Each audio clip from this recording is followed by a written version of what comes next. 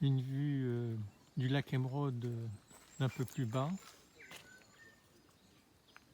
Dans l'eau froide de ce lac qui occupe le fond du cratère se développe une grande quantité d'algues et de phénies dont les conditions leur sont favorables. On y trouve aussi des fougères,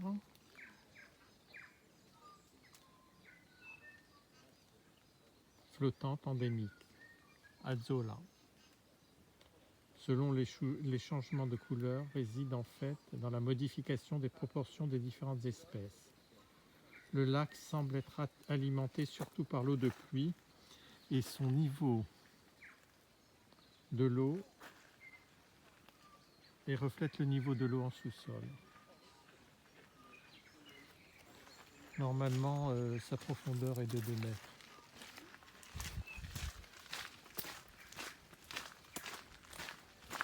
Bon voilà, on en a fini avec le lac Émeraude.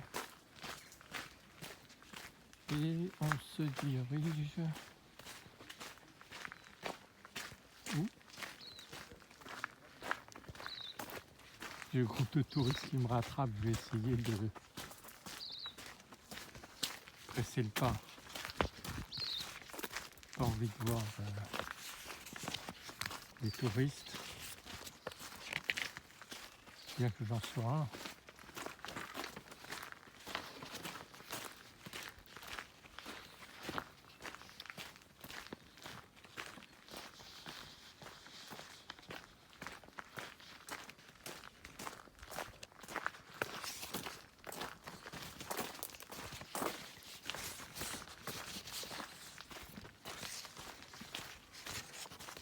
Je pense que le prochain point, ça va être un point panoramique.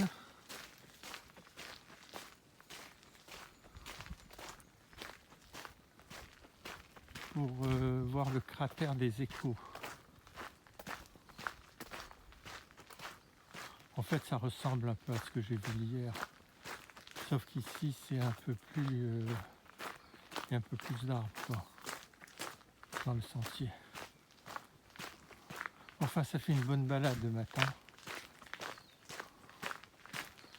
Avant de rejoindre Auckland, ce sera différent un peu là-bas.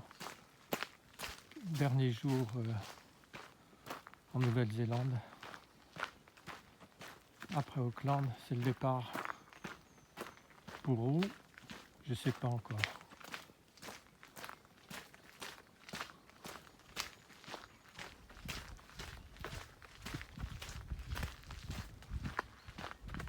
Un groupe de touristes s'intéresse surtout aux plantes endémiques, entre autres, je veux dire, pas surtout. Moi, c'est pas un truc qui m'intéresse.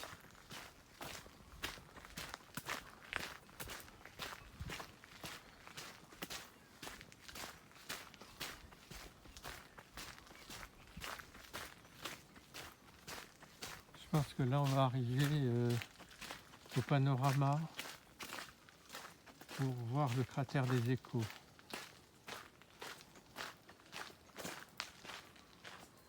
Ouais, c'est ça. Écho-cratère, je vois c'est marqué dessus. Ouais, on le voit un peu au loin, avec la fumée qui s'échappe. On sent quand même cette odeur de soufre. C'est assez beau, hein. Bon, bah c'est bien, on repart.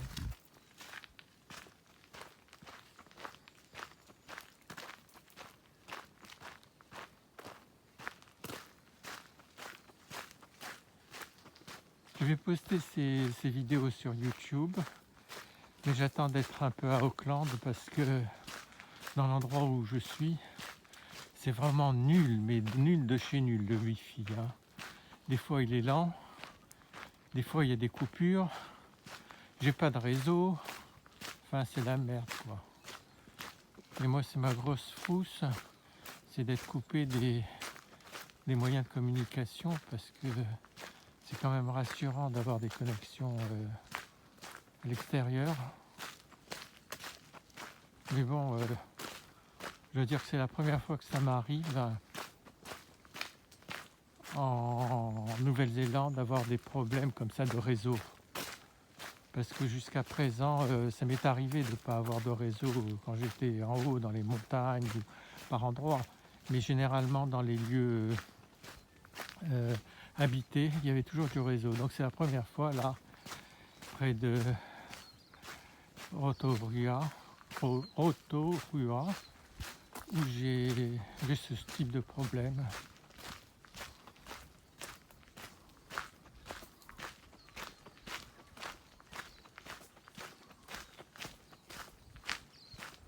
Bon, maintenant je m'en fous, je vais aller à Auckland demain matin.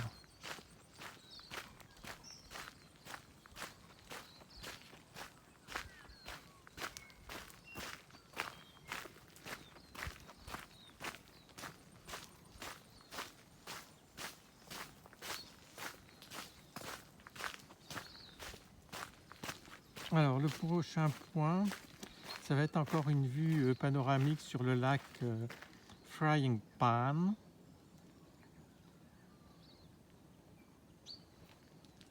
Alors c'est quand même assez récent, en 1917, la partie ouest du cratère des Échos est entrée en éruption et a complètement détruit une maison d'habitation située devant l'emplacement actuel du centre d'information, tuant 2 personnes.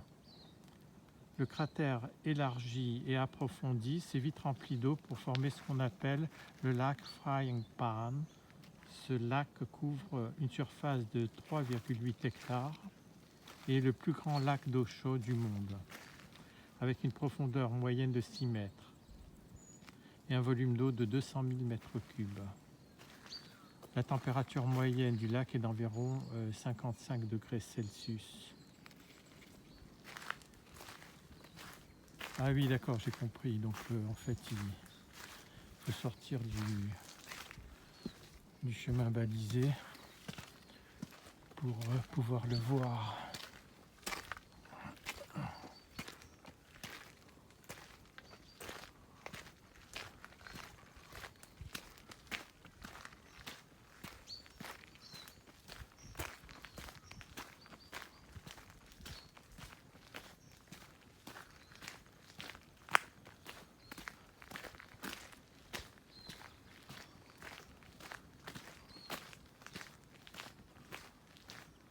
Alors ce qui est marrant, c'est que c'est extrêmement précis ici. Quand ils te disent de faire 40 mètres, c'est 40 mètres. C'est pas un mètre de plus ni de moins. Alors le voilà, ce fameux lac. Waouh! Je sais pas si on voit très bien parce qu'il y a beaucoup de fumée.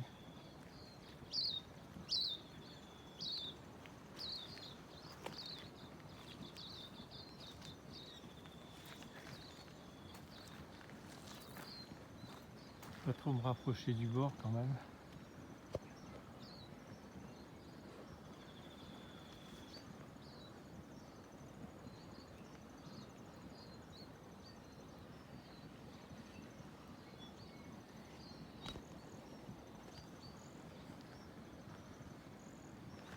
Bon ben retour sur le sentier principal.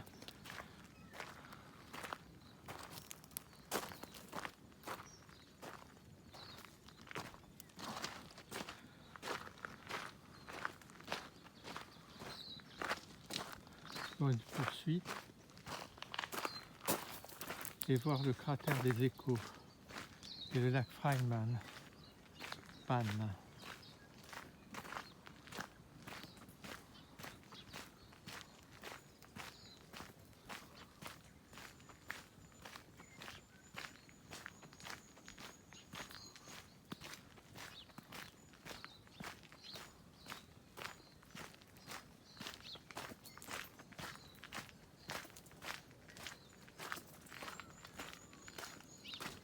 Alors là, ce qui est bien dans leur sentier, c'est que c'est vraiment accessible à tout le monde. C'est-à-dire que quand ça monte un peu, ils mettent des escaliers. Voilà, comme ça, pratique. Et tout le monde, même les gens qui ne sont pas des grands sportifs, peuvent y avoir accès.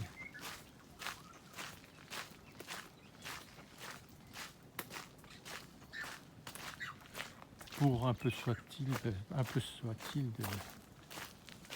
qu'on accepte de faire un petit effort quand même. Hein.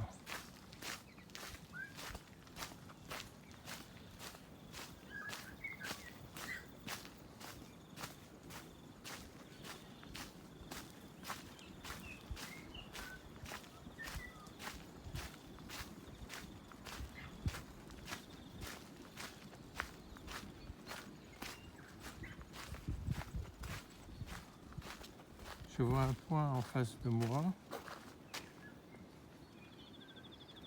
Ça doit être un point panoramique pour voir le cratère des Échos et le lac Fryman-Palm. C'est un peu l'accent là d'ici des Néo-Zélandais. Fryman-Palm. Ils insistent pas mal sur les derniers mots. Ils sont marrants. Waouh! Waouh, c'est pas mal ça.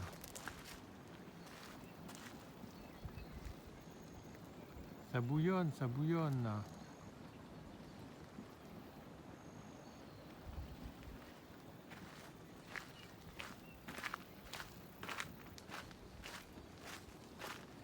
Ah oui, d'accord.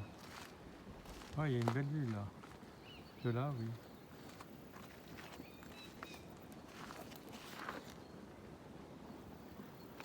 Donc là, d'ici, donc on peut voir le lac Fryman-Palm et le cratère des Échos. Waouh, waouh, waouh. C'est assez impressionnant, hein, vu d'ici.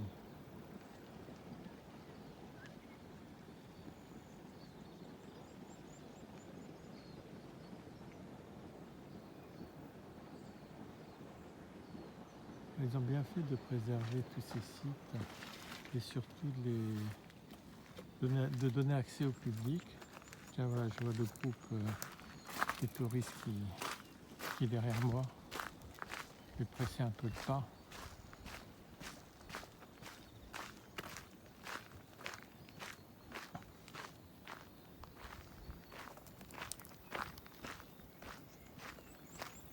Ils doivent se couper les cheveux en quatre pour voir quel type de plante c'est. Bon. Moi, j'ai plus trop la patience d'écouter tout ça.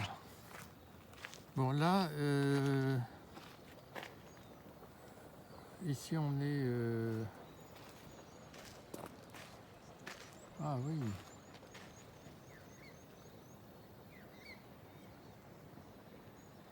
À la terrasse Trinity, ça s'appelle. Au niveau de la zone bouillonnante. Ouais, c'est étonnant. Bon.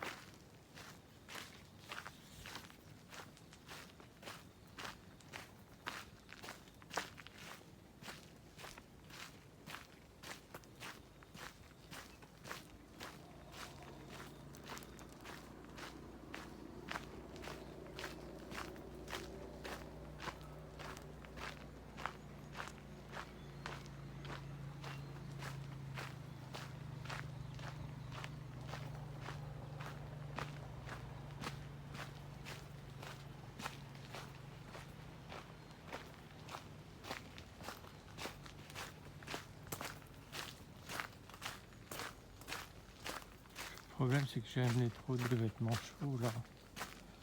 Il va falloir que je me trimballe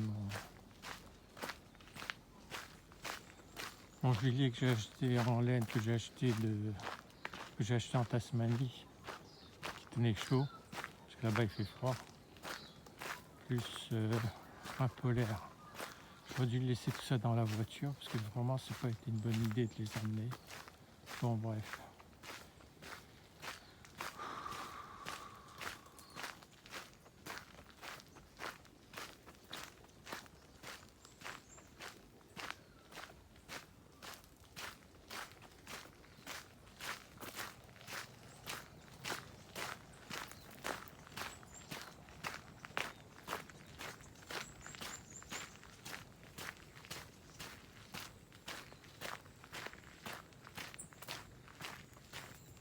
Alors là, on peut voir effectivement cette partie bouillonnante du lac. On voit bien qu'il est en mouvement là. Ça bouillonne là-dessous. Bon, c'est bien.